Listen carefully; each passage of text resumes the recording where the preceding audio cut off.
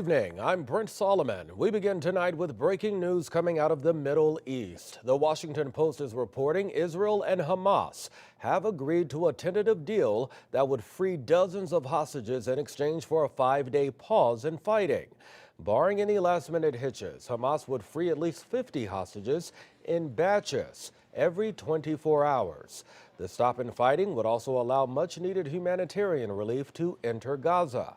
Look for updates on this breaking story on KSDK.com and on the 5 on Your Side app.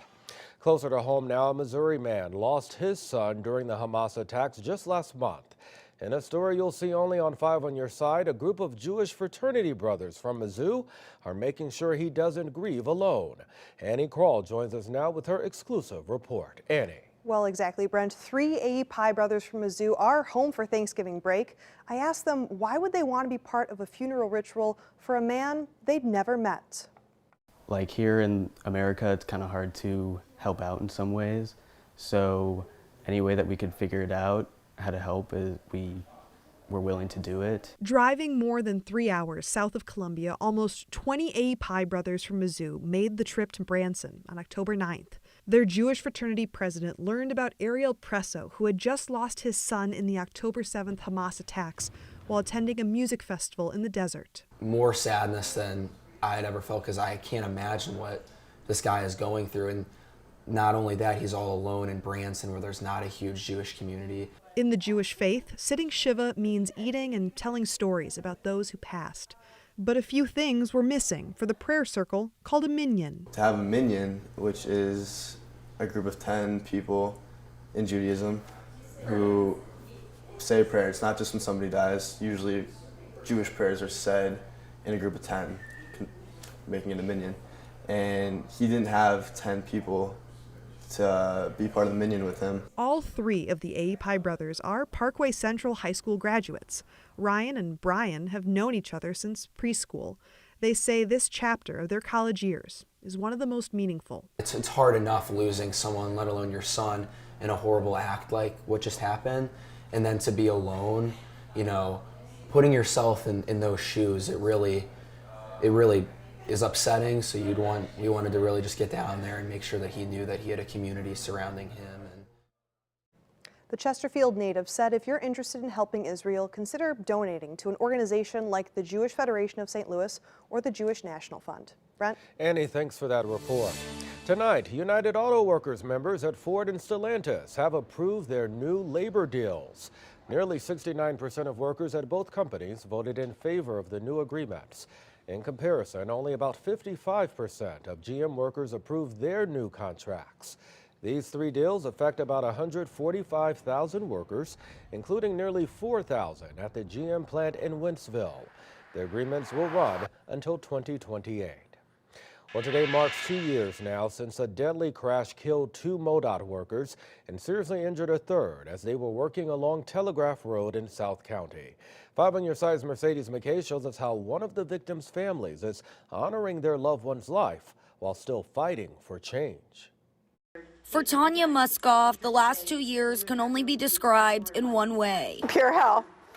Every day waking up without my daughter and grandson is devastating. It's been 24 months since she lost her daughter, Caitlin Anderson, and her unborn grandson, Jax. She always put others first and put herself last. She was kind, and she wanted to be a mama more than anything. But that dream was taken from the 25-year-old MoDOT worker when she was hit by a car on Telegraph Road in South St. Louis County. Some days I still feel like I cannot believe that this actually happened. The crash also taking the life of Anderson's coworker, 58-year-old James Brooks. This was preventable. They should be here right now, and they would have been here now if MoDOT had done their job. Now, 2 years later, the bridge that caused 2 families so much pain is being named in honor of Anderson.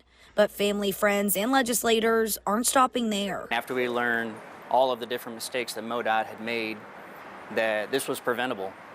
And so when you see something like that, as legislators, we're here to protect people. From legislation to meetings, several lawmakers out of Jefferson City have been working tirelessly to make sure what happened to Anderson and Brooks never happens again. We're working to go farther with this and make it better for just workers so they can come home. While the fight for justice is far from over. None of this should be forgotten. And it really is going to take not just our legislators, but it's going to take the citizens of Missouri. This mother is pleading for change so no one has to feel the pain she's felt for the past 24 months. I want the corporations to protect their employees, to give them the proper protection that they need to do their job and to go home to their family, like Caitlin did get a chance to. Mercedes McKay, 5 on your side.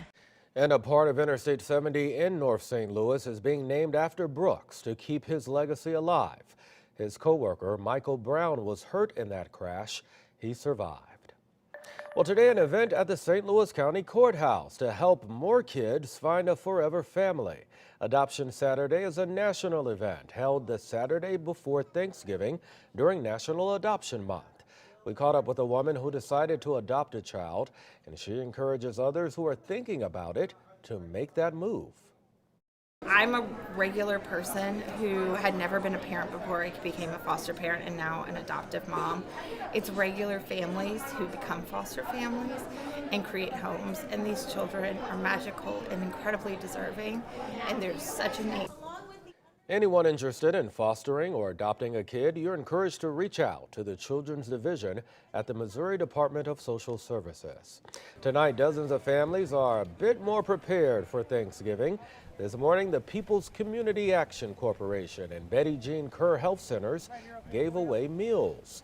More than 100 volunteers packed bags with all the fixings. Their goal was to feed 1,000 families and combat food insecurity. They're also committed to helping with other needs, including health care. Well, tonight the Muse Awards took center stage at the Stiefel Theater. And of course, it was hosted by 5 on Your Side's own Mike Bush.